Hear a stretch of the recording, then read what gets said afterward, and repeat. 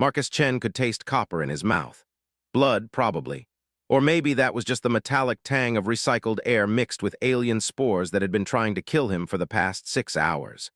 The heat pressed against his body like a living thing, seeping through his torn jumpsuit and turning his skin the color of boiled lobster. He stumbled forward, boots scraping against crystal formations that jutted from the cavern floor like broken teeth. The sound echoed in the vast chamber, bouncing off walls that glowed with an eerie phosphorescence. Somewhere in the distance, something howled, long and mournful, like a dying engine. Focus, he told himself, just keep moving. But the heat made thinking feel like swimming through molasses. His vision wavered, and for a moment he saw his sister Sarah sitting cross-legged on his childhood bed, reading him stories about brave knights and impossible quests. Then she dissolved into dancing lights, and he was back in hell. The Kethmoran called this place the Proving Grounds. Marcus had other names for it, most of which would have made his drill sergeant proud. He'd been wandering these tunnels since dawn, following cryptic symbols carved into the walls by generations of challengers. Some of the symbols were fresh. Others looked ancient, weathered smooth by time and the constant, crushing heat. A drop of sweat fell from his nose and sizzled against the ground. "Water," he croaked, his voice barely a whisper. His canteen had been empty for 2 hours. The last few drops had tasted like salvation, but now his tongue felt like sandpaper. That's when he saw it, a pool of liquid nestled between 2 crystal spires reflecting the cave's ghostly light. Marcus's heart hammered against his ribs as he stumbled toward it. Water. It had to be water. He dropped to his knees at the pool's edge, cupped his hands, and brought the liquid to his lips. It was warm but wet, and for a glorious moment he thought he might actually survive this madness. Then the burning started.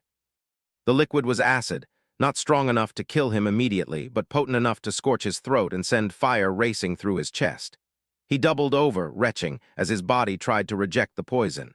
Tears streamed down his face, and he wasn't sure if they were from pain or despair. "Think, Chen, think like an engineer, not like a dying animal." He forced himself to stand, swaying on unsteady legs. The Kethmoran had designed this trial to test more than endurance. They wanted to see how humans handled impossible situations, how they adapted, how they survived when survival seemed impossible. Marcus looked around the chamber with new eyes. The phosphorescent walls weren't just pretty, they were functional. The glow came from some kind of bacterial colony, probably one that thrived in high heat. And if bacteria could live here, they needed moisture to survive. He pulled out his multi-tool, a battered piece of human engineering that had saved his life more times than he could count. The small knife blade caught the cave's light as he approached one of the glowing sections. Carefully, he scraped away a layer of the luminescent growth. Underneath, the rock was damp. Marcus pressed his lips to the stone and felt the blessed coolness of clean water. It tasted of minerals and earth, but it was pure. He scraped away more of the bacterial layer, creating a small depression, and watched as water slowly pooled in the hollow. It wasn't much, maybe a mouthful every few minutes, but it was enough. As he waited for more water to collect, his vision cleared slightly. That's when he noticed the bones. They were scattered throughout the chamber, some human, some clearly alien. Rib cages and skulls and long femurs, all bleached white by the heat. Some looked recent. Others had been there so long they'd started to crystallize, becoming part of the cave itself. A chill ran down Marcus's spine despite the oppressive temperature. How many had tried this trial? How many had failed? He was still pondering that question when footsteps echoed from the tunnel behind him. Slow, deliberate footsteps that belonged to something much larger than him. Marcus grabbed his multi-tool and spun around as a figure emerged from the shadows. It stood nearly 8 feet tall, with charcoal gray skin that seemed to absorb the cave's light. Its face was angular and predatory, dominated by golden eyes that glowed like molten metal. 4 arms hung at its sides, each ending in hands that could probably crush his skull without effort. A Kethmoran, one of the aliens who had conquered half the galaxy before humanity had even invented the wheel. "Human," it said, its voice like grinding stone. "You persist." Marcus raised his multi-tool, knowing how pathetic the gesture was. "I'm not done yet." The alien's mouth curved in what might have been a smile. "No, you are not. Tell me, human, what do you see when you look at this place?" "Hell," Marcus said without hesitation. "Look deeper." Marcus glanced around the chamber again, this time really studying it. The crystal formations weren't random. They formed patterns, channels that directed airflow and concentrated heat in certain areas while creating cooler pockets in others. The phosphorescent bacteria grew in specific locations, marking safe paths and water sources. Even the bones told a story, showing where others had fallen and what had killed them. "It's a machine," he said slowly. "This whole place, it's designed." The alien nodded.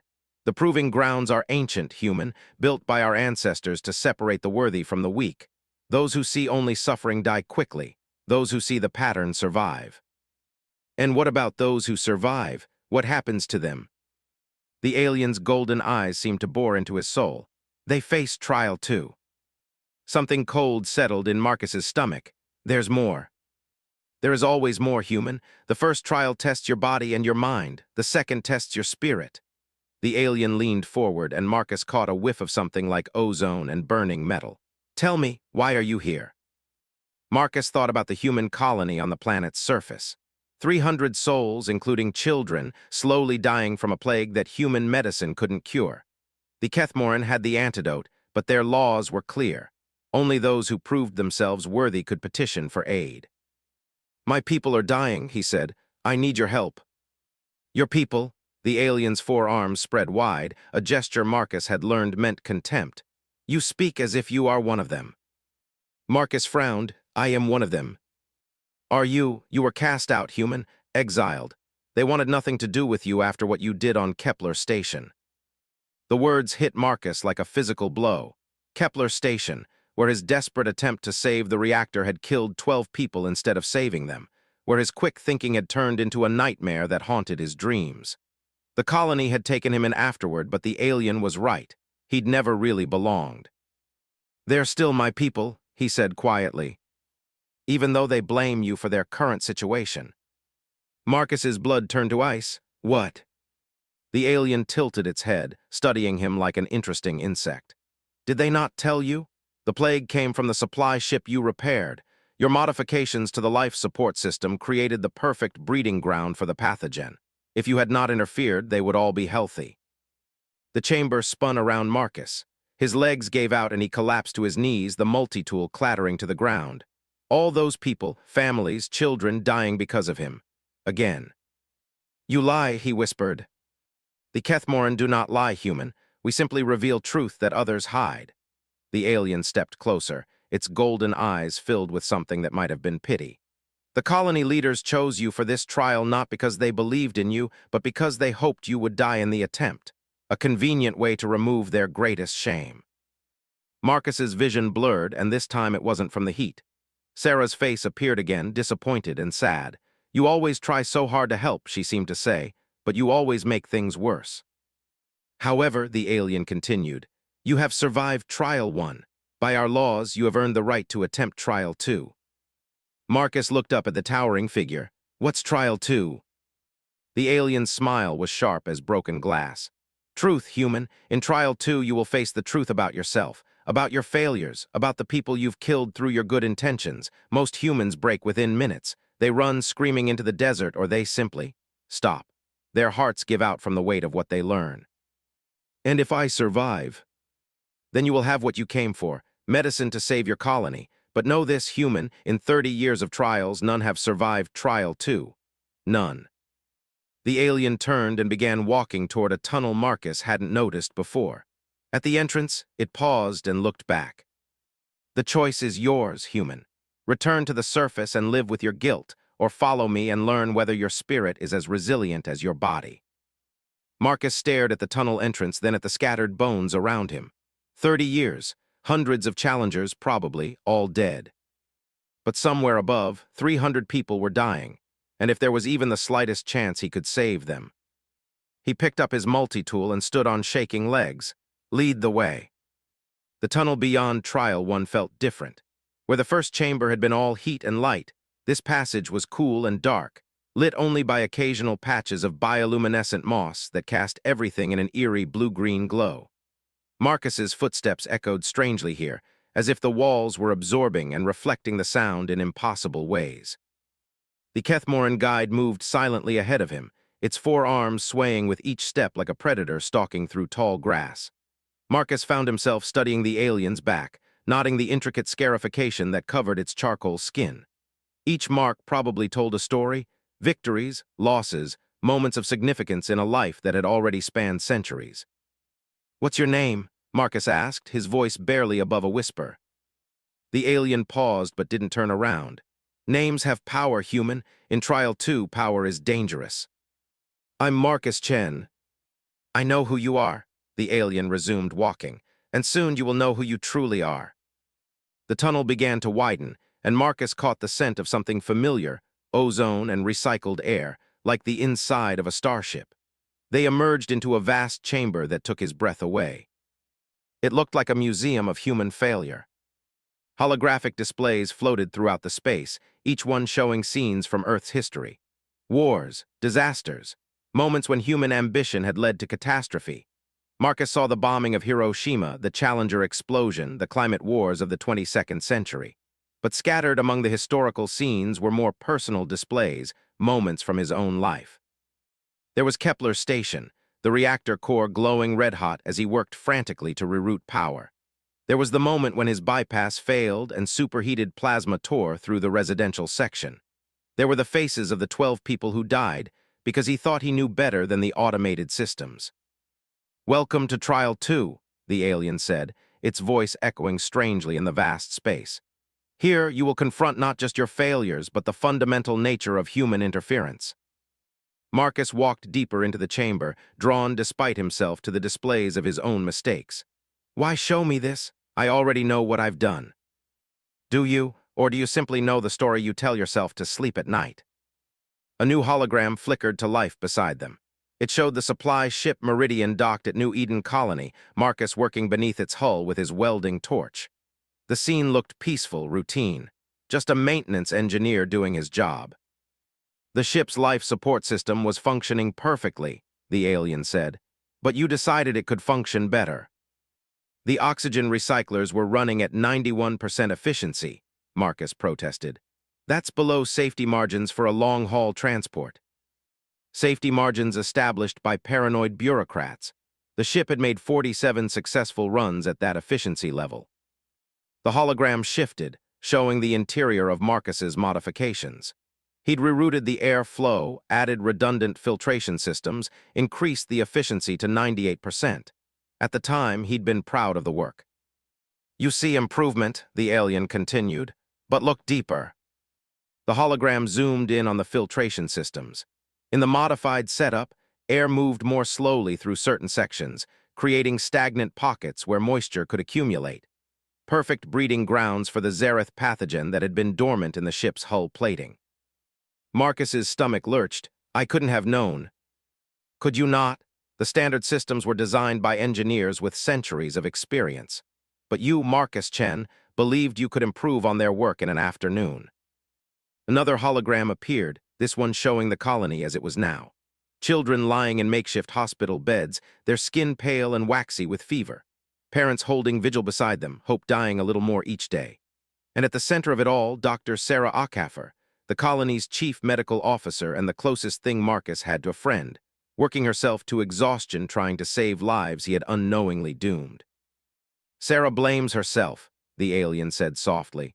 "She thinks she should have recognized the pathogen sooner, should have developed a cure by now, but you know the truth, don't you, Marcus? You know who's really responsible." Marcus sank to his knees, overwhelmed by the weight of it. The heat of Trial 1 had nearly broken his body, but this was worse. This was breaking his soul. "Every human who enters these chambers thinks they are special," the alien continued. "They believe their intentions matter more than their results. They tell themselves they are heroes, even as they leave destruction in their wake." "That's not," Marcus started, then stopped. Because it was true, wasn't it? He'd always been the one who stepped forward when others hesitated. The one who saw problems and fixed them, whether anyone asked him to or not. And how many times had his fixes made things worse? The holograms around him began to shift and multiply. He saw himself as a child, helping his mother in the kitchen by adding extra ingredients to her recipes, ruining dinner. As a teenager, trying to repair his friend's hovercraft and causing it to crash.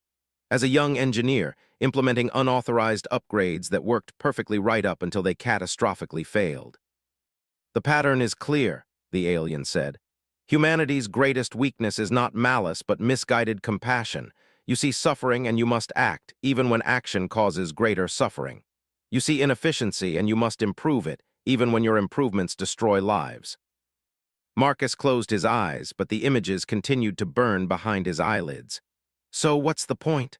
Why offer the antidote at all if you know we'll just make things worse?" "Because," the alien said, and for the first time its voice held something other than cold judgment. "Very rarely, one of your kind surprises us." A new hologram materialized directly in front of Marcus. But this one wasn't showing the past, it was showing the present. The chamber they stood in from an overhead view. Marcus could see himself kneeling on the crystalline floor, the alien standing beside him and scattered throughout the vast space. Other humans. They stood like statues among the holograms, their eyes vacant and staring. Some were clearly recent arrivals, their clothes still relatively intact. Others had been there longer, years, maybe decades. Their bodies were perfectly preserved, but their minds. "What happened to them?" Marcus whispered. They saw the truth of what they were, what all humans are. The weight of their failures crushed their spirits, and they simply stopped. They stand here now as monuments to human hubris. Marcus looked around the chamber with new horror. Hundreds of them.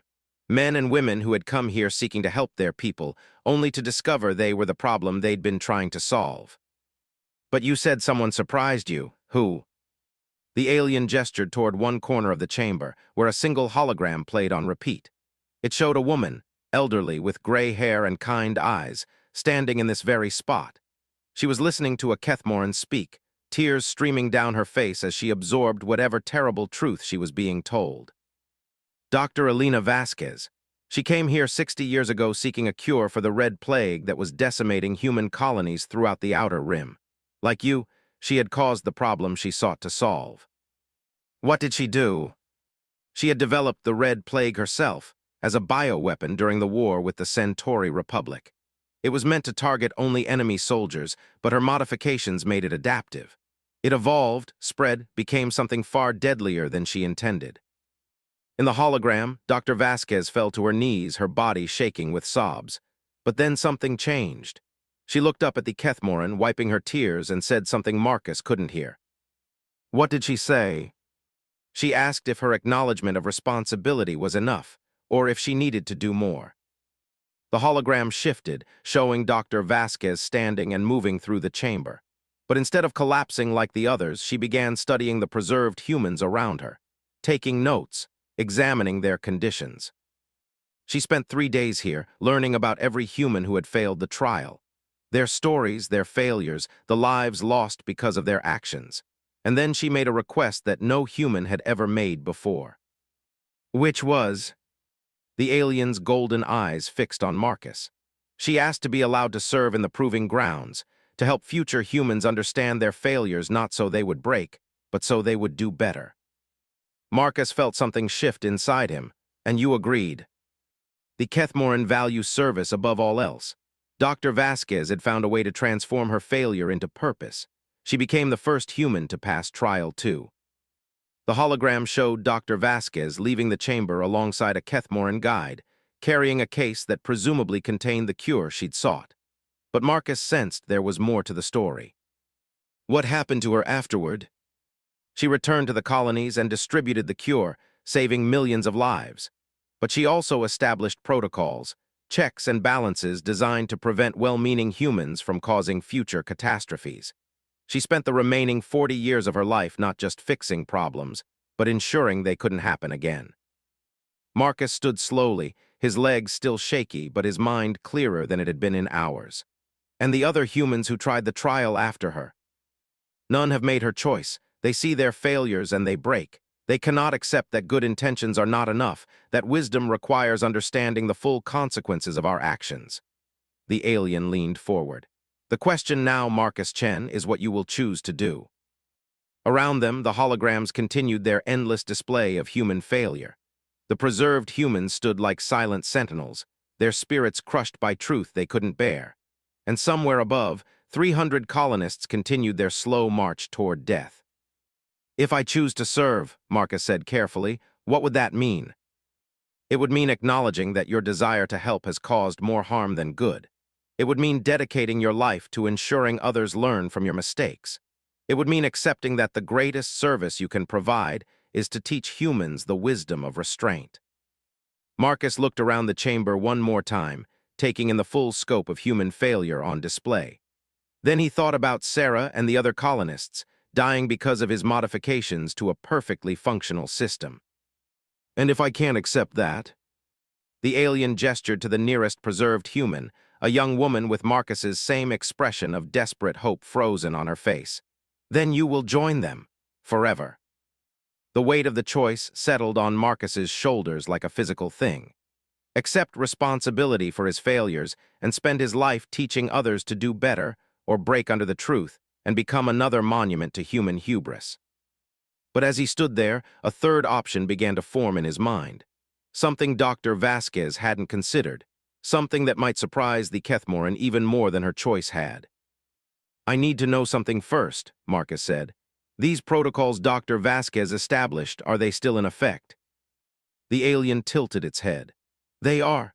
Human colonies throughout the galaxy now follow her guidelines. Catastrophic failures like the Red Plague have become extremely rare. And how many lives have been saved because of that? Billions. Marcus nodded. Then she didn't just fix her mistake, she prevented countless others from making similar ones. Yes, that is why she passed trial too. But what about the people who died before she implemented those protocols? What about all the suffering that could have been prevented if someone had established those guidelines centuries earlier? The alien's golden eyes narrowed. What are you suggesting, human? Marcus took a deep breath, knowing that what he was about to say would either save him or destroy him completely.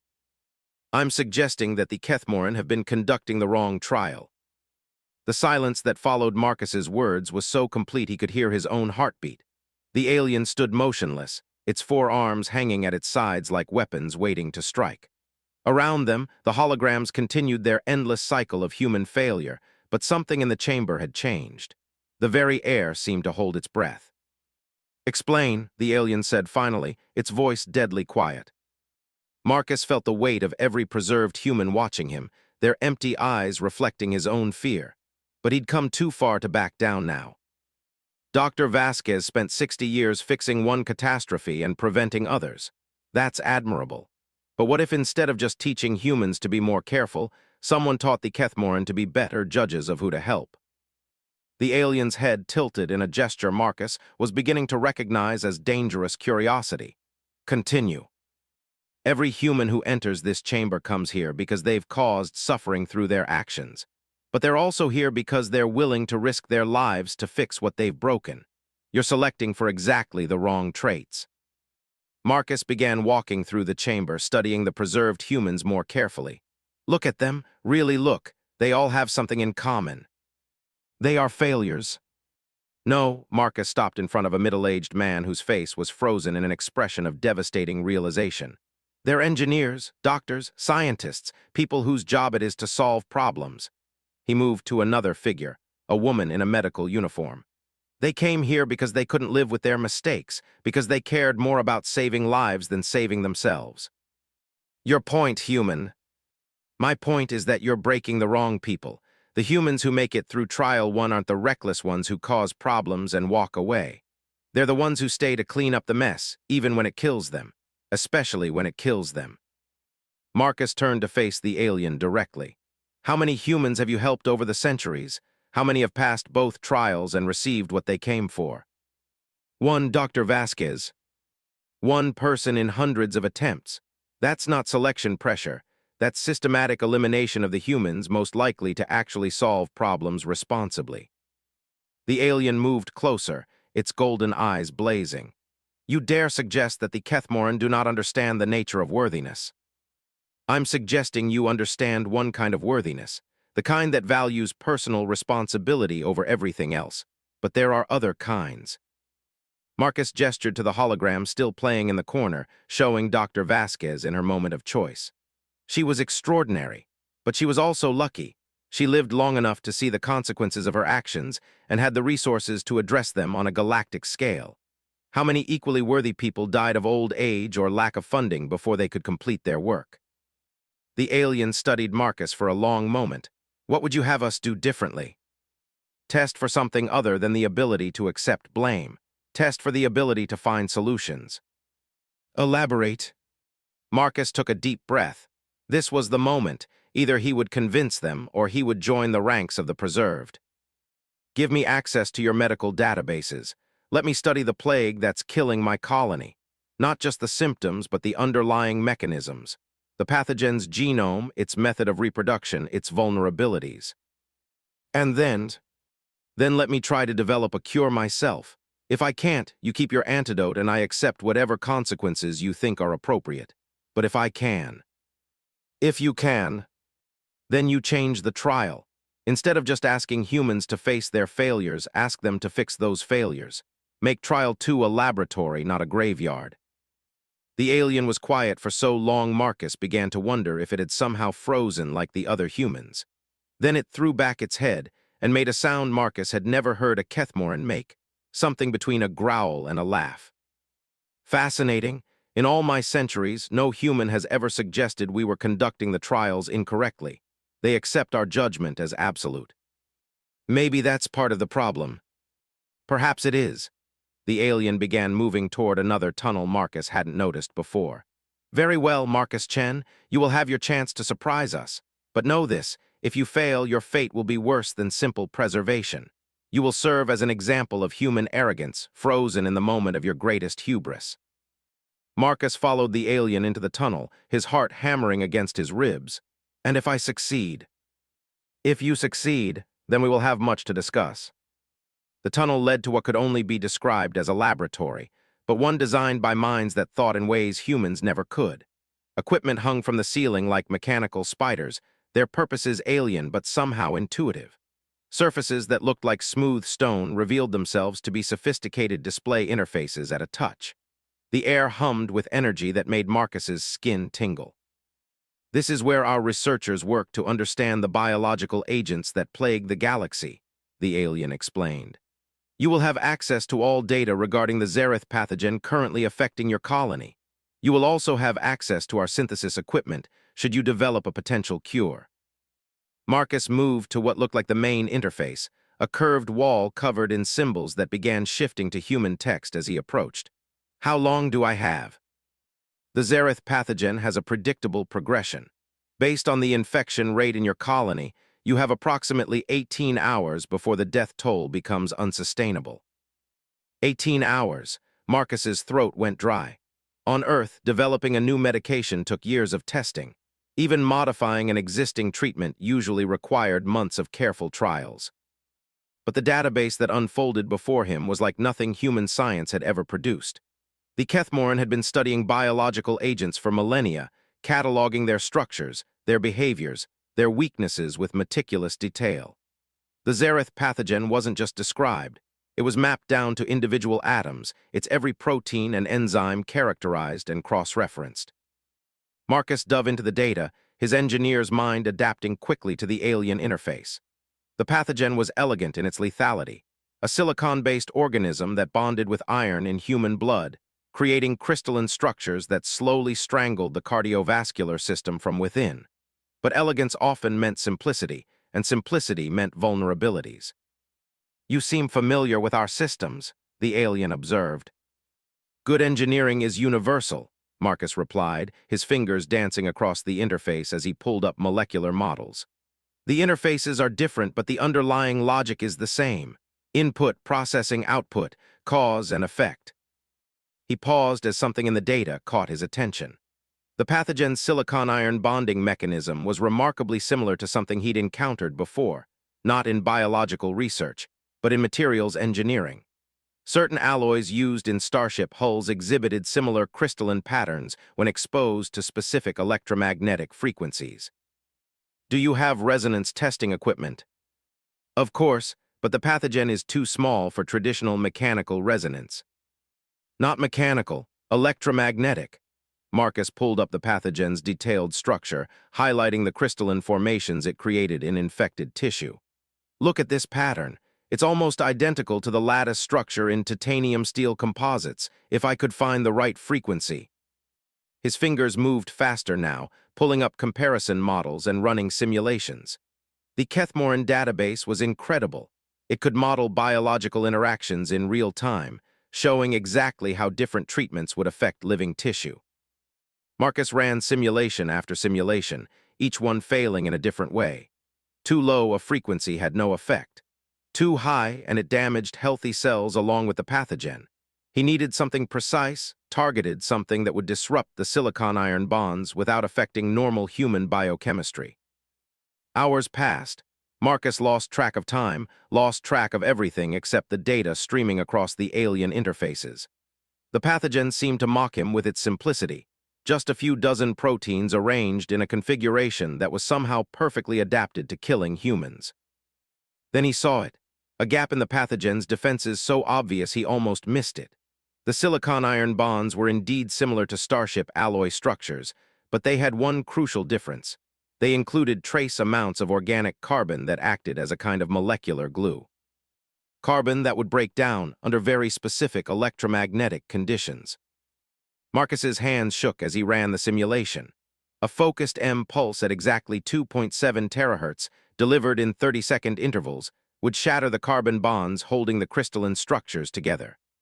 The pathogen would literally fall apart at the molecular level, leaving only harmless silicon dust that the body's natural filtration systems could eliminate. "You have found something," the alien said. It had been standing silently behind him for hours, watching him work.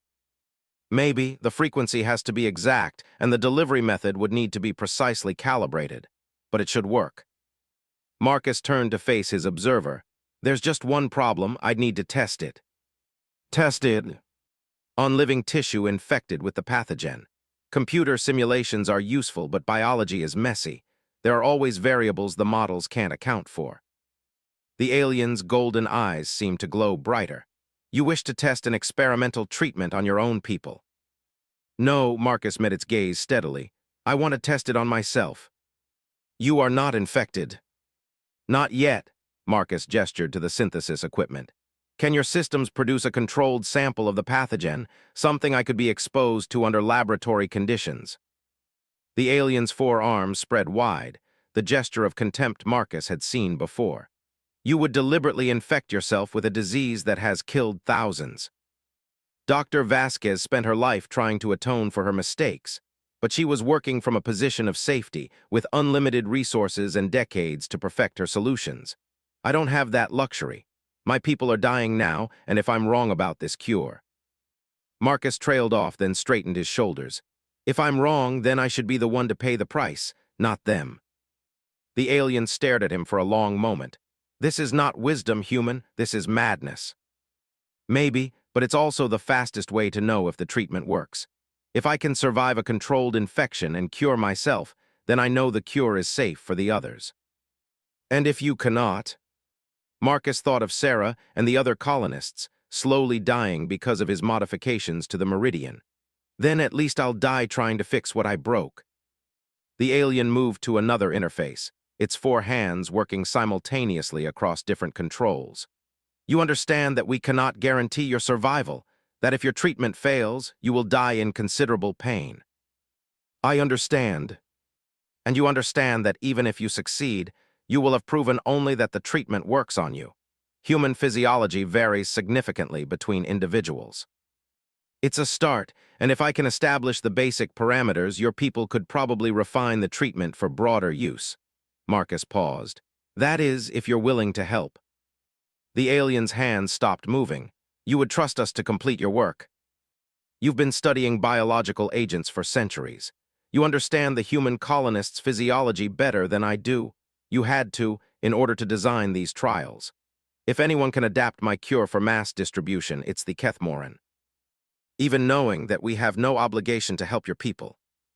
Marcus nodded, "Even knowing that." The alien resumed its work at the interface. "Very well, Marcus Chen, you will have your test, but understand, you are about to embark on a path that no human has ever attempted. Not even Dr. Vasquez was willing to risk her own life so directly. Dr. Vasquez was already dying when she came here. She had nothing left to lose. I still have everything to lose, which means I have everything to fight for. The alien paused in its work. Perhaps that is the difference we have been looking for. Equipment began emerging from the walls, or perhaps the walls were reconfiguring themselves into equipment. Marcus couldn't tell where the laboratory ended and the technology began. Containment chambers, monitoring devices, synthesis arrays that looked like crystalline flowers blooming in fast forward. The pathogen sample will be ready in 1 hour, the alien said. I suggest you use that time to finalize your treatment protocol. Once you are infected, you will have perhaps 6 hours before the damage becomes irreversible. Marcus turned back to the interface, his mind racing through calculations and contingencies. 6 hours to cure himself of a disease that had stumped human medical science. 6 hours to prove that his approach to the trials was better than centuries of Kethmoran tradition. 6 hours to save 300 lives and maybe, just maybe, change the relationship between two species forever. As he worked, he found himself thinking about his sister Sarah again.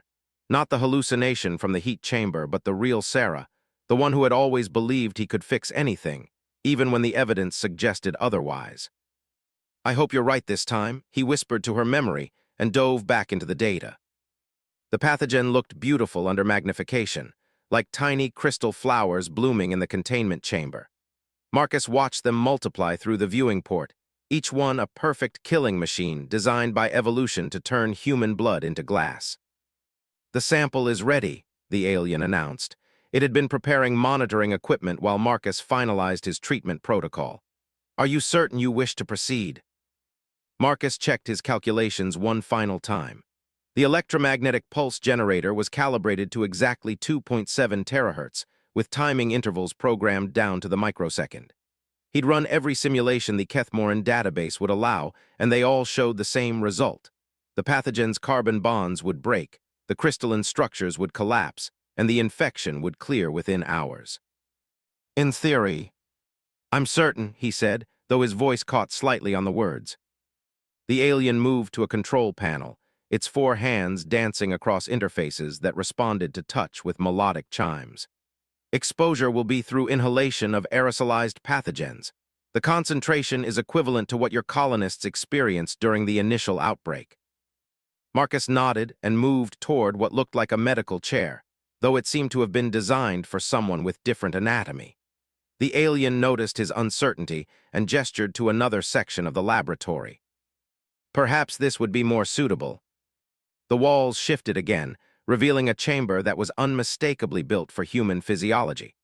Medical monitors, IV ports, even the subtle curves of the supports seemed designed for human comfort. You've treated humans before, Marcus observed. We have observed many species over the millennia. Understanding physiology is essential for designing appropriate trials. The alien's golden eyes fixed on him. Lie down, Marcus Chen. Let us see if human ingenuity is truly superior to human caution. Marcus settled onto the medical platform, feeling sensors automatically adjust to monitor his vital signs. Displays around the chamber came to life, showing his heart rate, blood pressure, brain activity, all within normal ranges, though his adrenaline levels were predictably elevated. Pathogen release in 30 seconds, the alien announced. Marcus closed his eyes and tried to center himself. This was just another engineering problem. Input, processing output, cause and effect. The pathogen would enter his system, begin forming crystalline structures in his blood, and then 10 seconds. Then he would apply his solution and prove that human creativity could triumph over blind tradition.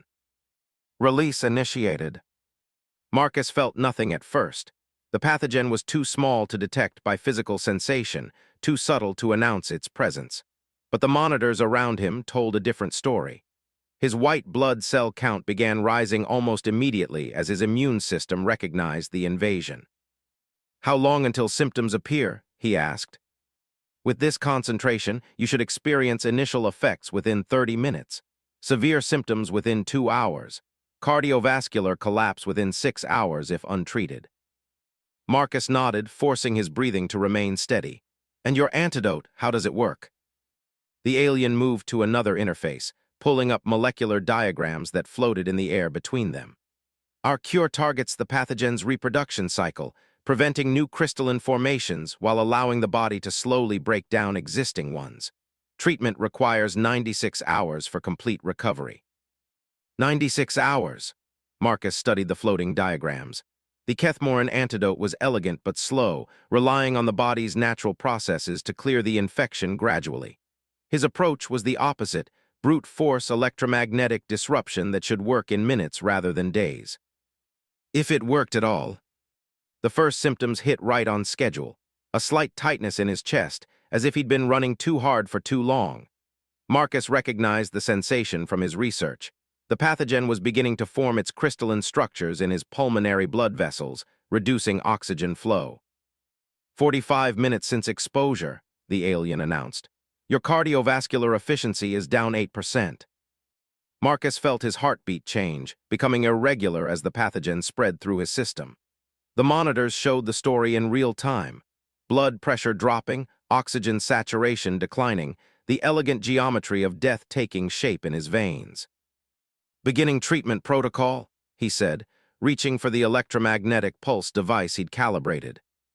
Wait, the alien moved closer to the medical platform. I must ask, why are you doing this? Not just the test, but all of it. Your exile from human space was justified. You could have lived quietly on some frontier world, caused no more harm. Why risk everything for people who blame you for their suffering? Marcus paused, his finger hovering over the activation control. Because blame doesn't change the facts. I caused this plague whether I meant to or not. I'm responsible for what happens next. Even if they never forgive you. Especially if they never forgive me. Marcus met the alien's golden gaze. Dr. Vasquez earned redemption by saving billions of lives, but redemption isn't why I'm here. I'm here because it's the right thing to do. The alien's expression was unreadable. Activate your device, human. Let us see if your righteousness can overcome physics. Marcus pressed the activation control. The effect was immediate and violent. Pain exploded through his chest as the electromagnetic pulses tore through his cardiovascular system. But it wasn't the pain of tissue damage. It was the pain of sudden change, of crystalline structures collapsing all at once and releasing the blood they had trapped. The monitors around him went wild. His heart rate spiked to dangerous levels as his circulatory system suddenly had to handle the full volume of his blood supply again.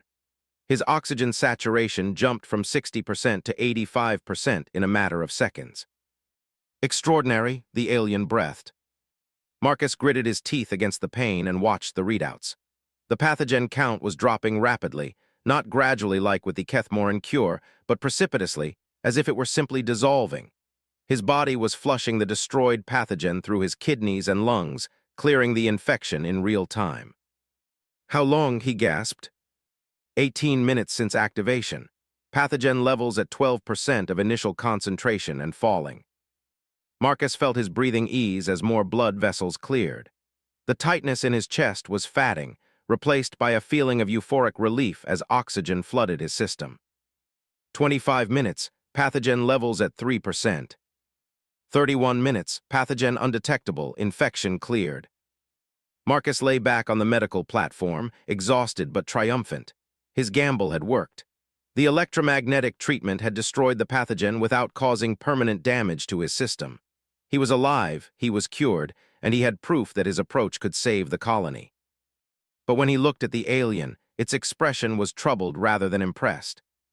What's wrong? Marcus asked. Your treatment works, but it is dangerous. The cardiovascular stress could kill someone in a weakened condition, and it requires precise calibration for each individual's physiology. Marcus's triumph faded slightly. How precise?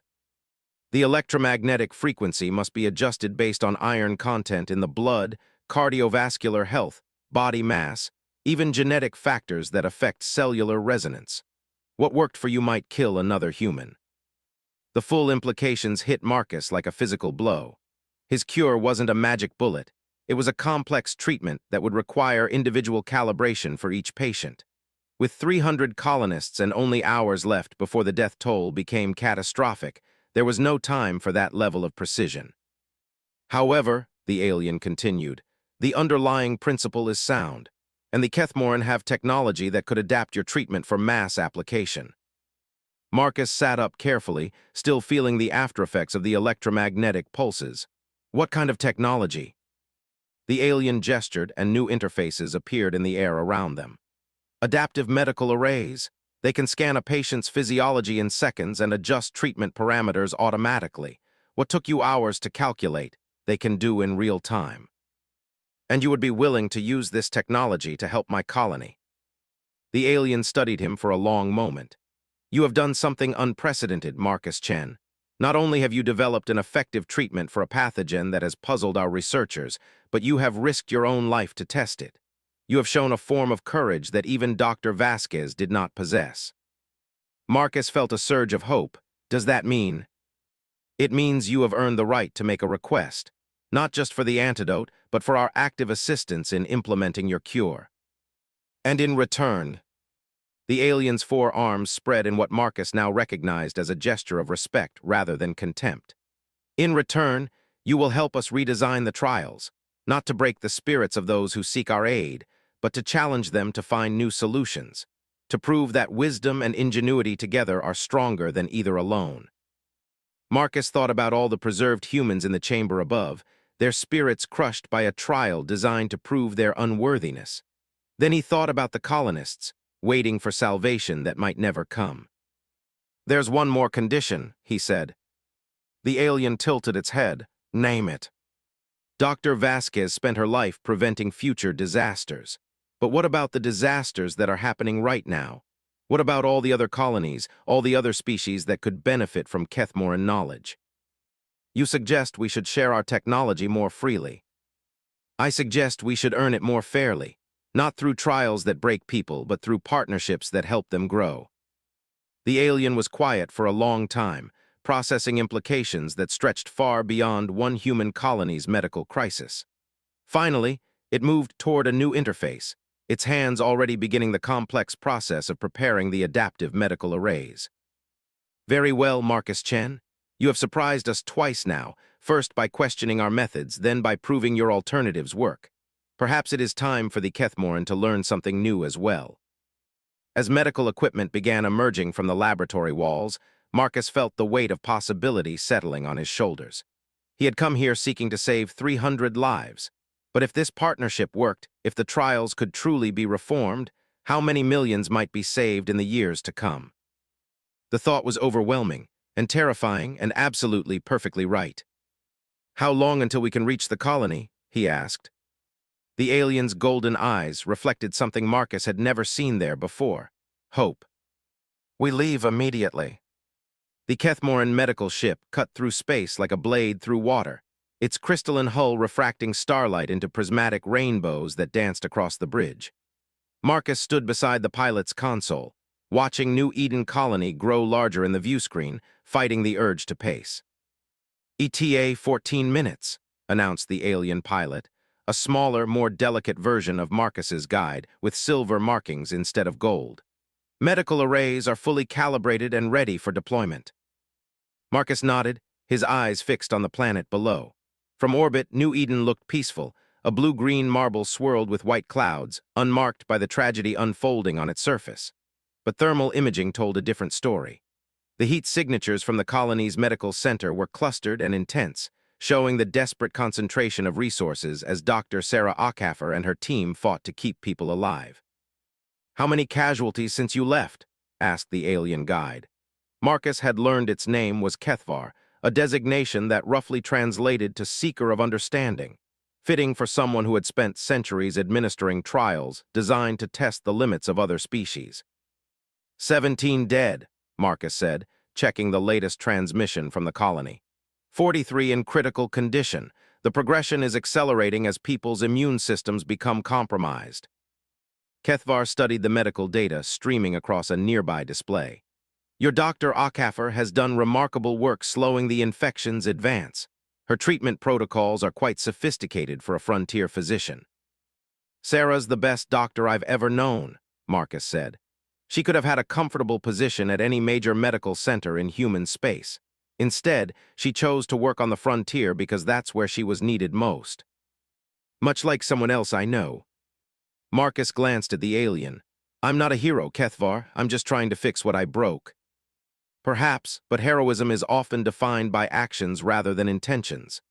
Kethvar gestured to the medical arrays being prepared in the ship's treatment bay. What you accomplished in our laboratory, developing a novel cure and testing it on yourself, would be considered extraordinary by any species standards. It won't matter if we can't make it work for everyone else. The ship shuddered slightly as it hit the planet's outer atmosphere. Marcus felt his stomach lurch, though whether from the turbulence or anxiety, he couldn't tell. Everything depended on the next few hours. If the adaptive arrays couldn't successfully calibrate his electromagnetic treatment for mass use, then 300 people would die because he'd been too arrogant to leave well enough alone. Approaching landing zone, the pilot announced. Colony Medical Center is requesting immediate conference with Dr. Ockefer. Marcus activated the communication array. Sarah's face appeared on the screen, and he was shocked by how much she had aged in the few days he'd been gone. Her dark hair was streaked with premature gray, and exhaustion lined her features like scars. Marcus, her voice carried a mix of hope and disbelief. Please tell me you have good news. I have a potential cure, Sarah, but it's complicated. How many people can you gather in the main medical center? All of them, if necessary. We've converted the entire complex into treatment areas. She paused, studying something off-screen. Marcus, I need to tell you something. The pathogen analysis came back from the lab ship. We know what caused the mutation. Marcus's blood turned to ice. Sarah, The modifications you made to the Meridian's life support created the perfect breeding ground for dormant pathogens in the hull plating. This outbreak is directly linked to your work. Silence stretched between them across the communication link. Marcus waited for the accusation, the anger, the blame he deserved. Instead, Sarah leaned forward, her expression intense. Which is why I know you'll find a way to fix it. You always do, Marcus. Even when everyone else gives up, you keep trying. The words hit Marcus harder than any condemnation could have. Sarah, Save it for later. Right now, I need you to tell me how to save my patients. Kethvar moved into view of the communication array. Sarah's eyes widened at the sight of the 8-foot alien, but she maintained her professional composure. Dr. Ockefer, Kethvar said, its voice carrying surprising warmth. I am Kethvar of the medical cast. We are here to assist with implementing a new treatment developed by your colleague. A Kethmoran is helping us. Sarah looked between Marcus and the alien. I thought your people didn't involve themselves in other species' medical crises. Typically, we do not, but Marcus has convinced us that sometimes traditional approaches must be reconsidered. Kethvar gestured to displays showing the electromagnetic treatment protocol. He has developed a cure that targets the pathogen's molecular structure directly. However, it requires precise calibration for each individual patient. Sarah studied the data, her medical training allowing her to quickly grasp the implications. The electromagnetic frequencies would need to be adjusted based on each patient's physiology. That kind of precision would take hours per person, time we don't have. Which is why we have brought adaptive medical arrays, Marcus said. Kethmoran technology that can scan a patient and adjust treatment parameters in real time. We should be able to treat multiple patients simultaneously. Should be, Sarah's expression sharpened. Marcus, these are people's lives. I need better than should be. I tested the base treatment on myself, Marcus said quietly. It works, Sarah, but you're right to be cautious. The electromagnetic stress could be dangerous for patients already weakened by the infection. Sarah was quiet for a moment, processing the risks and benefits. How many people can we treat at once? The ship carries 12 medical arrays, Kethvar replied. We can treat your most critical patients first, then expand to the general population as we refine the protocols. And if something goes wrong? Marcus met her gaze through the screen. Then I take full responsibility. But Sarah, if we don't try this, everyone dies anyway. The pathogen progression is too advanced for conventional treatment. Sarah nodded slowly. All right, but we do this carefully. Small groups first, constant monitoring, and at the first sign of complications, we stop. Agreed, Marcus said. The ship touched down in the colony's central plaza with barely a whisper of displaced air. Marcus watched through the viewports as colonists emerged from buildings to stare at the crystalline vessel, the first Kethmoran ship to land on New Eden in living memory. Some faces showed fear, others hope, and a few displayed the suspicious hostility he'd expected. They don't trust me, Marcus observed. Trust must be earned, Kethvar replied, as we have learned today. The medical arrays were already being unloaded by the ship's automated systems, elegant devices that looked more like sculpture than medical equipment. Each one consisted of a central emitter surrounded by floating sensor modules that moved like dancers around their patients. Dr. Akaffer met them at the ship's ramp, flanked by her medical team. Up close, Marcus could see the toll the crisis had taken on all of them. They moved with the desperate efficiency of people who had been fighting a losing battle for too long. "Status report," Marcus said as they walked toward the medical center. 19 dead now, Sarah replied. The pathogen is adapting to our symptomatic treatments faster than we can modify them.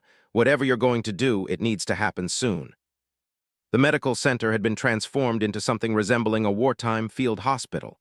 Every available space held patients in various stages of infection. Children lay pale and still beside their parents. Elderly colonists struggled for each breath as the pathogen slowly crystallized their blood. The air reeked of antiseptic and desperation. "My God," Marcus whispered. "Welcome to the consequences of good intentions," Sarah said, but there was no anger in her voice, only exhaustion. "Now let's see if you can undo what you did."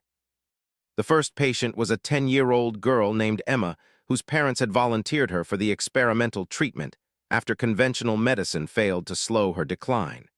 She lay unconscious in a medical bed, her breathing shallow and rapid as the pathogen continued its relentless work. Pathogen concentration at 67%, one of Sarah's assistants reported. Cardiovascular efficiency down 32%. Marcus positioned one of the Kethmoran medical arrays beside Emma's bed. The device immediately began its scan, floating sensors moving in complex patterns around the child's body. Data flowed across holographic displays, blood chemistry, cellular resonance, genetic markers that would affect how her system responded to electromagnetic treatment. "Calibration complete," the array announced in perfect human English. "Recommended frequency, 2.71 terahertz, amplitude modulated at 15-second intervals. Estimated treatment duration, 8 minutes. Marcus checked the calculations against his own models. The array had made subtle adjustments based on Emma's smaller body mass and different iron metabolism, but the underlying principles remained sound. "Begin treatment," he said. The array's central emitter came to life with a barely audible hum. Marcus watched Emma's vital signs carefully, ready to abort the procedure at the first sign of distress. Her heart rate spiked initially as the electromagnetic pulses began disrupting the pathogen's crystalline structures, but then steadied as blood flow improved. "Pathogen levels dropping rapidly," Sarah reported, her voice tight with controlled excitement. 60%, 40%, 20%. 8 minutes and 14 seconds, the array announced. "Treatment complete, pathogen levels undetectable." Emma's eyes fluttered open and she looked around in confusion. "Mama, I feel better." The medical center erupted in cheers. Emma's parents rushed to her bedside, tears streaming down their faces as they hugged their daughter. Other patients and families crowded around, hope replacing despair in their expressions. But Marcus felt only cautious optimism. One success doesn't prove the treatment works for everyone. We need to try it on patients with different physiologies, different stages of infection. Over the next 4 hours, they treated 53 patients with the adaptive arrays. Each treatment was precisely calibrated, each patient carefully monitored, each success building confidence in the procedure. The electromagnetic cure worked on young and old, healthy and infirm, human variants from different genetic backgrounds. By evening, the medical center had been transformed again. Where there had been despair and the smell of death, now there was celebration and the sound of children playing. Families reunited with loved ones they thought they'd lost. Medical staff finally allowed themselves to rest. Marcus found Sarah in her office, updating patient records with quiet efficiency. "How many?" he asked. 217 treated successfully, 71 more scheduled for tomorrow morning. She looked up from her work. "Zero complications, Marcus. Your cure is remarkable." "It's not my cure," Marcus said. "It's our cure. Human ingenuity combined with Kethmoran technology. Neither of us could have done it alone." Sarah leaned back in her chair, studying him with tired but satisfied eyes. So what happens now? Do you go back to wandering the frontier looking for more problems to fix? Marcus glanced toward the window, where Kethvar was visible in the plaza, talking with colonists who had gathered to thank their unexpected saviors. Actually, I think I have a new job. The Kethmoran have offered me a position helping to redesign their trials. Instead of testing people's ability to accept failure, they want to test their ability to find solutions. That sounds like you, Sarah said with a slight smile. Always trying to fix the system. Someone has to. Sarah stood and moved to the window beside him. Marcus, for what it's worth, I never blamed you for the plague. Accidents happen. What matters is what you do afterward. Marcus felt a weight lift from his shoulders that he hadn't realized he'd been carrying. Thank you, Sarah. That means everything. Just promise me you'll be more careful in the future. Your heart is in the right place, but sometimes you need to think through the consequences before you act. I promise. I've learned that good intentions aren't enough. You need wisdom, patience, and partners who can tell you when you're being an idiot. Sarah laughed, the first genuine laughter Marcus had heard from her in years. Well, you'll always have me for that last part. They stood together in comfortable silence, watching as the colony celebrated its deliverance. But Marcus's mind was already moving ahead, thinking about the implications of this success. If the Kethmoran were truly willing to change their approach, how many other crises could be prevented? How many lives could be saved? The future stretched before them, full of possibilities and challenges. And for the first time since Kepler Station, Marcus felt ready to meet them. 3 weeks after the cure was distributed, New Eden Colony buzzed with activity unlike anything in its short history. The arrival of the Kethmoran medical ship had been followed by a steady stream of alien vessels, researchers, engineers, and diplomats drawn by news of the unprecedented cooperation between species. Marcus stood in the newly constructed joint research facility, watching human and Kethmoran scientists work side by side on projects that would have been unimaginable a month ago. The building itself was a marvel of hybrid architecture, combining human practicality with alien aesthetics in ways that somehow seemed perfectly natural. The enzyme synthesis project is ahead of schedule, Dr. Sarah Ackhaffer reported, joining him at the observation window. By combining human pharmaceutical techniques with Kethmoran molecular assembly, we should have treatments for 6 different frontier diseases within the year. Marcus nodded, but his attention was focused on a smaller group working in the corner, 3 human children and a young Kethmoran, all of them barely old enough for school, collaborating on what appeared to be a complex mathematical proof. The barriers between species were dissolving faster among the young. Any word from the homeworlds? Sarah asked. Marcus checked his tablet, scrolling through messages from across human space. Mixed reactions. The frontier colonies are enthusiastic. They've been dealing with problems like ours for decades, and they see the potential for real solutions. But the core worlds, he shrugged. They're suspicious. They think this is some kind of Kethmoran trick to gain influence over human affairs. And the Kethmoran government. Similar division. The medical and scientific castes are excited about the possibilities for collaboration. The military and traditional castes think Kethvar and the others have gone insane. Marcus paused. There's going to be a formal review of the new trial protocols next month. If they're rejected, this whole experiment could end. Sarah frowned. What would happen to the people who have already passed the reformed trials? That was the question that kept Marcus awake at night. In the weeks since New Eden's crisis was resolved, 17 humans from other colonies had attempted the new trials. Instead of facing chambers designed to break their spirits, they'd been challenged to develop solutions to real problems, medical crises, engineering failures, ecological disasters that threatened entire worlds. 14 had succeeded. They'd returned to their colonies with not just Kethmoran aid, but with new knowledge and partnerships that were already transforming frontier life.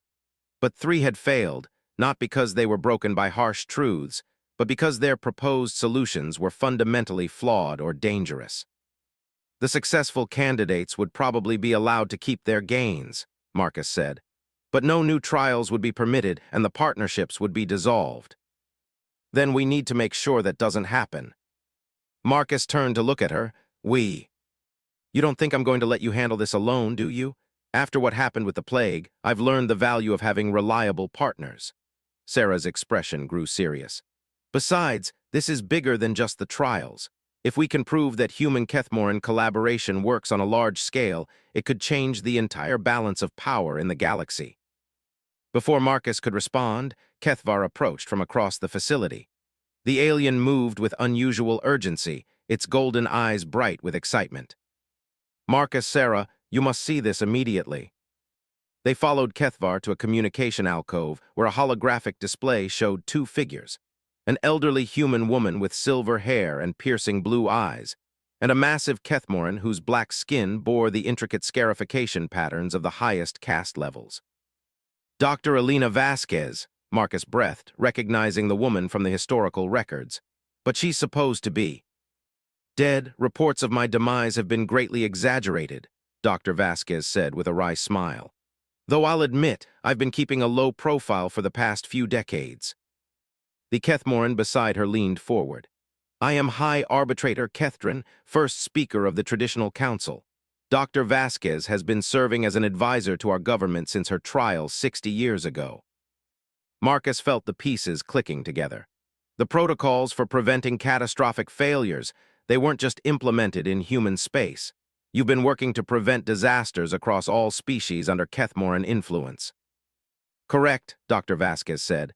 "But what you've accomplished, Marcus, goes far beyond prevention. You've demonstrated that interspecies collaboration can create solutions neither side could achieve alone. That's revolutionary." High Arbitrator Kethrin's expression was unreadable. "It is also dangerous. The Traditional Council believes that giving other species access to our technology will lead to its misuse. They point to humanity's history of turning beneficial discoveries into weapons of war." "With respect, High Arbitrator," Marcus said carefully, "isn't that exactly the kind of thinking the original trials were supposed to address? The assumption that one species is inherently superior to all others. The trials test individual worthiness. What you propose tests the worthiness of entire civilizations." Sarah stepped forward. "Then test us properly. Don't judge humanity by our worst examples any more than we judge the Kethmoran by yours. Give us a chance to prove that cooperation can work on a galactic scale." High Arbitrator Kethrin's four arms spread in what Marcus now recognized as the gesture of profound consideration. "What do you propose?" Dr. Vasquez smiled. "Actually, Marcus and I have been discussing that, haven't we, Marcus?" Marcus blinked. "We have. The message I sent you yesterday, the one you haven't had time to read yet because you've been so busy playing diplomat." Dr. Vasquez's smile widened. "I've been monitoring the reformed trials, and I have a proposal for the Traditional Council." Marcus quickly pulled up his messages and found Dr. Vasquez's communication. As he read, his eyes widened. "A joint research initiative," he said slowly. 50 human colonies and 50 Kethmoran worlds working together on projects that benefit both species. "The Galactic Cooperation Protocol," Dr. Vasquez confirmed. "Voluntary participation, shared resources, shared benefits. If it works, we expand it. If it fails, we go back to the old ways." High Arbitrator Kethrin leaned back, considering. The Traditional Council would need assurances, safeguards against misuse of technology, protocols for terminating partnerships that prove problematic. "All included in the proposal," Sarah said, having read the document over Marcus's shoulder. "There's also a provision for neutral arbitrators to resolve disputes, representatives from species that aren't part of either human or Kethmoran space. And oversight from both Dr. Vasquez and myself," Marcus added. "People who have experience with both species and understand the potential pitfalls of good intentions." The High Arbitrator was quiet for several minutes, its golden eyes reflecting the complex calculations that must be running through its mind. Finally, it nodded. "I will present your proposal to the Traditional Council, but understand, this decision will not be made quickly. The Kethmoran do not change course lightly." "We understand," Marcus said. "But while you're deliberating, the reformed trials could continue on a limited basis. The colonies that have already benefited from the new approach could serve as test cases for the larger initiative." "Agreed, but there will be conditions." "Name them." "First, all trial participants must undergo additional screening to ensure they understand the responsibilities that come with Kethmoran partnership. Second, Any technology shared through the trials must be monitored for misuse. Third, if any participating colony uses Kethmoran resources for military purposes, the partnership is immediately terminated. Marcus exchanged glances with Sarah and Kethvar. The conditions were reasonable, even generous by traditional Kethmoran standards. "We accept," he said. Dr. Vasquez leaned forward. "There's one more thing, Marcus. The Traditional Council has asked me to oversee the transition period. I'll need an assistant, someone with experience in both the old trials and the new reforms." Marcus felt his heart skip. "Are you offering me a job?" "I'm offering you a chance to help reshape the relationship between two species. It won't be easy. There are centuries of mistrust to overcome, and plenty of people on both sides who prefer the status quo. But if you're willing..." Marcus looked around the joint research facility, at humans and Kethmoran working together with an ease that had seemed impossible just weeks ago. He thought about Emma, the little girl who had been the first to be cured, now playing with Kethmoran children as if species barriers didn't exist. He thought about all the future crises that might be prevented, all the lives that might be saved. "I'm willing," he said. "Excellent." Dr. Vasquez stood, and High Arbitrator Kethrin rose beside her. "We'll be in touch within the week with specifics. In the meantime, keep doing what you're doing here. New Eden has become a symbol of what's possible when species work together instead of simply coexisting." The communication ended, leaving Marcus, Sarah, and Kethvar alone in the alcove. For a moment, none of them spoke, absorbing the magnitude of what had just occurred. "So," Sarah said finally, "think you're ready to reshape galactic civilization?" Marcus laughed, remembering his sister's stories about brave knights on impossible quests. "Ask me again in 100 years." But as they walked back into the research facility, watching humans and Kethmoran collaborate with growing confidence and mutual respect, Marcus thought that maybe, just maybe, this impossible quest might actually succeed. 1 year later, Marcus stood in a chamber that looked nothing like the hellish furnace where his ordeal had begun. This new trial chamber was bright and welcoming, its walls displaying star charts and technical schematics instead of monuments to failure. The air was cool and clean, carrying the scent of growing things from the hydroponic gardens that now served as part of the testing environment. "Candidate approaching," Kethvar announced from the observation deck above. The alien had become Marcus's partner in redesigning the trial protocols, bringing centuries of experience to balance Marcus's human perspective. Through the chamber's entrance came a young woman with the calloused hands and confident bearing of a starship engineer. Lieutenant Commander Rosa Santos, according to her file, a promising officer whose colony was facing an environmental crisis that threatened to make their world uninhabitable. "Commander Santos," Marcus said, stepping forward to greet her. "I'm Marcus Chen, and I'll be your guide through the trials." Rosa's eyes widened. "You're the Marcus Chen, the one who changed everything." Marcus suppressed a smile. His reputation had grown far beyond what he was comfortable with, but it served a useful purpose in helping candidates understand that the trials were no longer about breaking spirits. "I'm one of the people working to change things," he said. "But the real changes come from candidates like you. Tell me about the situation on Kepler 7. Rosa straightened, falling into a professional briefing mode. "Industrial contamination from early terraforming efforts has destabilized our weather patterns. We're getting Category 6 storms that can strip flesh from bone, followed by droughts that last for months. Conventional atmospheric processors can't handle the scale of the problem." "And what solutions have you considered?" "That's the problem. We've tried everything we can think of. Orbital weather satellites, underground shelter networks, even partial evacuation. Nothing works long-term." Rosa's frustration was evident. "That's why I'm here. We need technology that's beyond current human capabilities." Marcus nodded, leading her toward a workstation equipped with both human and Kethmoran interfaces. "The new trials don't just give you access to advanced technology, Commander. They challenge you to develop solutions that combine the best of both species' approaches. Are you ready for that challenge?" "I've been ready my whole life." "We'll see," Marcus gestured to the workstation. "This is Trial 1, Technical Integration. You have access to complete atmospheric data from your world, plus technical specifications for both human and Kethmoran environmental systems. Your task is to design a hybrid solution that addresses not just the immediate crisis, but the underlying causes. Rosa moved to the interface with eager anticipation, so different from Marcus's own desperate stumbling through the heat chamber. The new trials were designed to challenge and inspire, not break and terrorize. As Rosa began working through the atmospheric data, Marcus retreated to the observation deck where Kethvar waited with Dr. Elena Vasquez. The elderly woman looked exactly as she had in the historical records, though Marcus now knew that Kethmoran medical technology was responsible for her remarkably preserved appearance. "How many candidates have we processed through the new system?" Dr. Vasquez asked. 87, Kethvar replied. 73 successful completions, 11 voluntary withdrawals, 3 failures due to inadequate technical knowledge.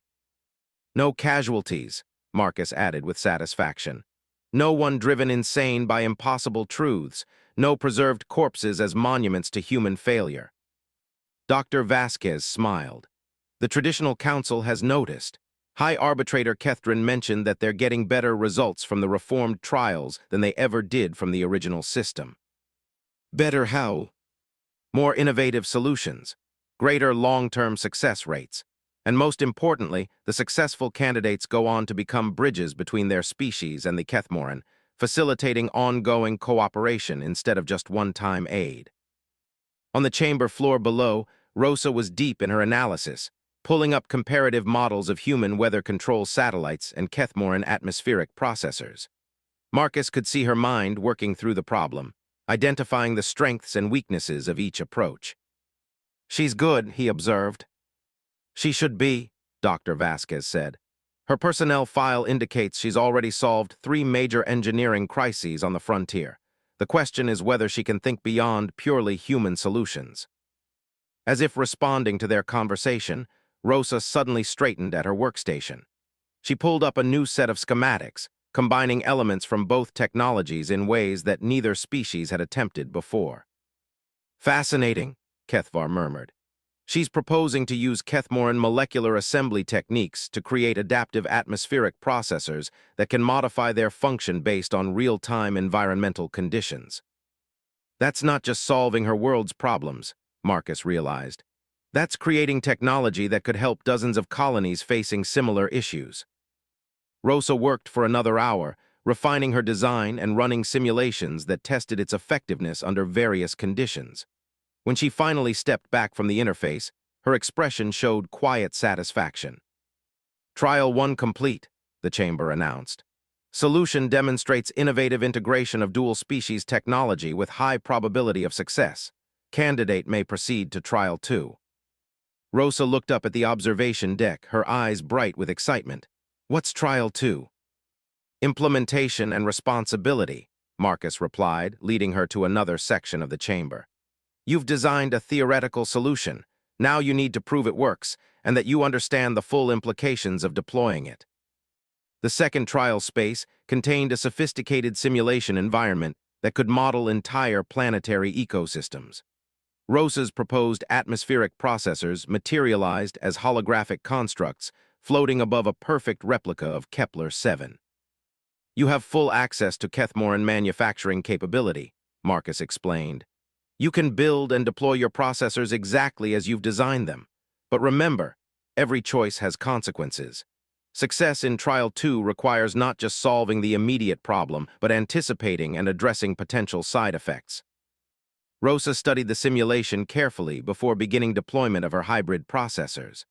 Marcus watched approvingly as she started with a small-scale test, monitoring the results before expanding to full planetary coverage. "She's learned from our mistakes," Dr. Vasquez observed. "Testing carefully, scaling gradually, watching for unintended consequences." "That's what the new trials teach," Marcus replied. "Not just technical innovation, but wisdom in applying it." The simulation showed Rosa's processors working exactly as designed, gradually stabilizing Kepler-7's weather patterns without disrupting the planet's underlying ecological balance. But as she prepared to declare success, she paused, studying the long-term projections more carefully. "There's a problem," she announced. "The processors work too well. If we completely stabilize the weather, we'll disrupt the seasonal patterns that several native species depend on for reproduction." Marcus smiled. This was the moment when many candidates either failed or truly distinguished themselves. Rosa dove back into the simulation, modifying her processors to maintain some natural weather variation while eliminating the most dangerous extremes. It was a delicate balance that required both technical skill and ecological understanding. Trial 2 complete, the chamber announced after another hour of careful adjustments. Solution demonstrates both technical competence and responsible implementation. Candidate has earned Kethmoran partnership status. Rosa looked up at the observation deck, her expression mixing relief with growing comprehension of what she'd accomplished. Does this mean? It means you've proven that human innovation and Kethmoran resources can be combined responsibly, Marcus said, joining her on the chamber floor. You'll return to Kepler-7 with the technology you need to save your world, plus ongoing support from Kethmoran environmental specialists.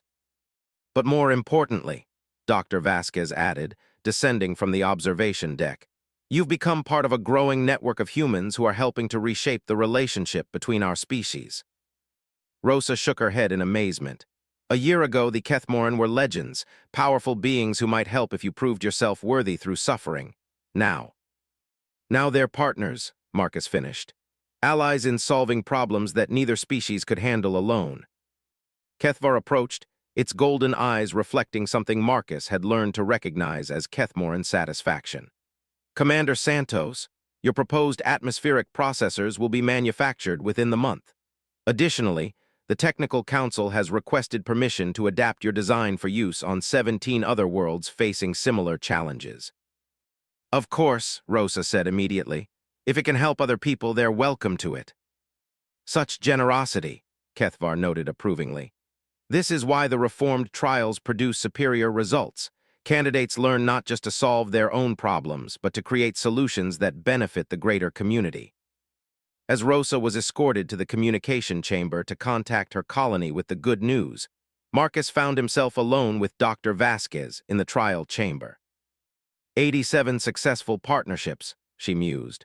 When I took the original trials 60 years ago, I was the first human to survive in over a century. Now we're approaching a 90% success rate. The difference is what we're testing for, Marcus replied. The old trials were designed to break people who thought they knew better than Kethmoran wisdom.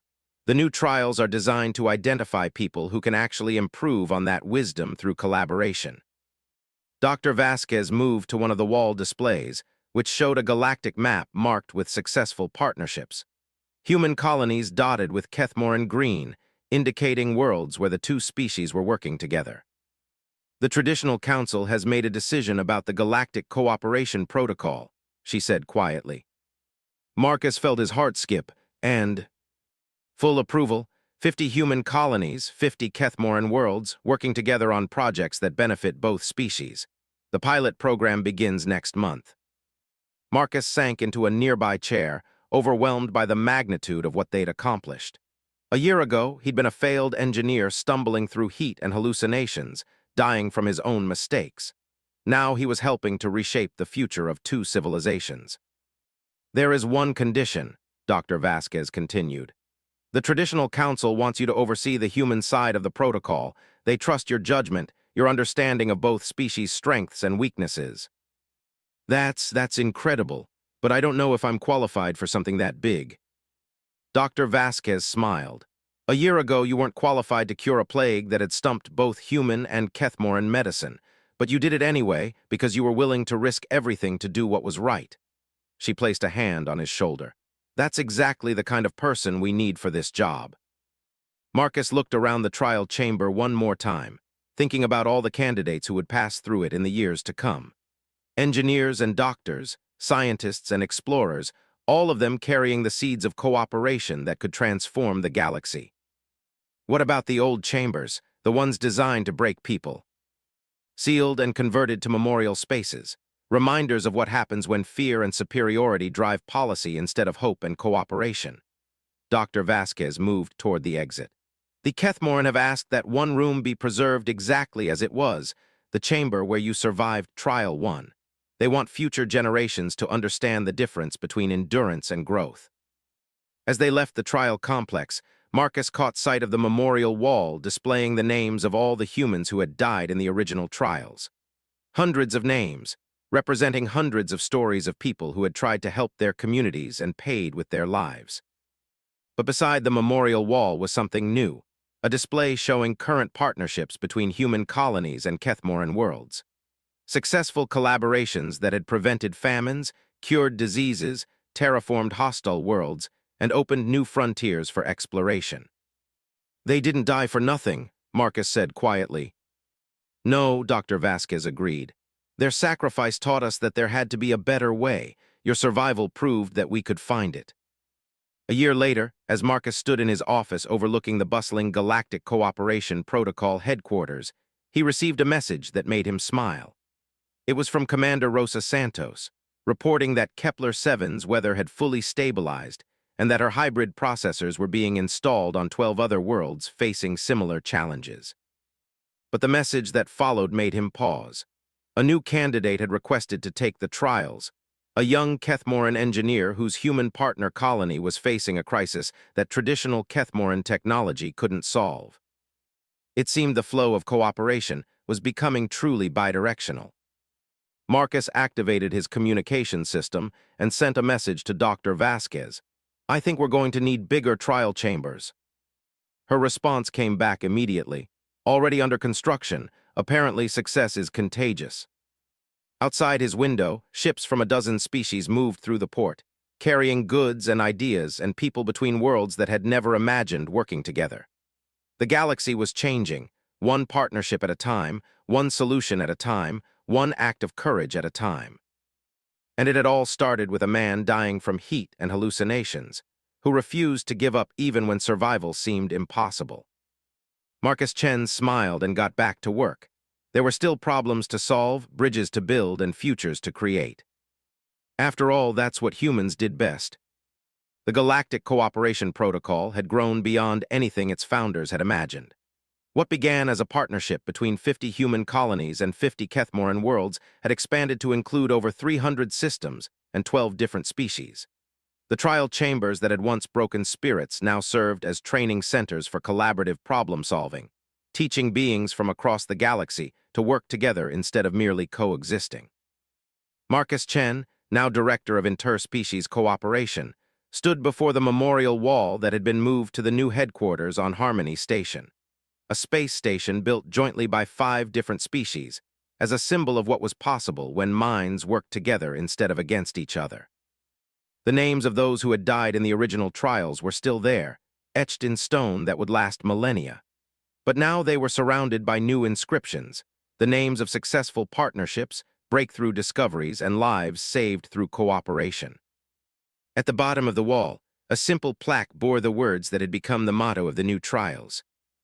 "Not all who fall are failures, not all who survive are heroes, but those who choose to build bridges between worlds, they change the universe forever." Marcus touched the plaque gently, remembering the heat and despair of that first trial, the moment when he chose to challenge tradition instead of simply accepting it. Sometimes the best solutions came from the most unlikely sources. Sometimes dying was just another word for being reborn.